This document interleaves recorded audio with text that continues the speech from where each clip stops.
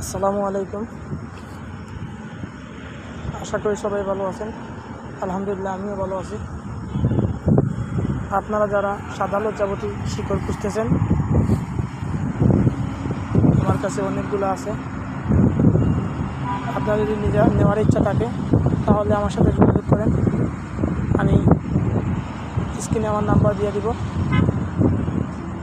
যতগুলো শিকড় লাগবে সব আমি দিয়ে দেবো। এই যে সাদা লজ্জাবতীর গাছ দেখেন আপনারা, এই যে সাদা লজ্জাবতীর গাছ, এই যে অনেক কাটা। যখন পাতাগুলো বাতাসে চ্যাপটা ছিল, এখন চিকন হয়ে গেছে। তারপরে সন্ধ্যার টাইম, মানে এতটা পরিষ্কার দেখা যায় না।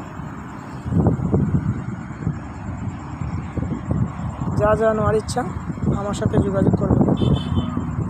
আসসালামু আলাইকুম, সবাই ভালো থাকবেন।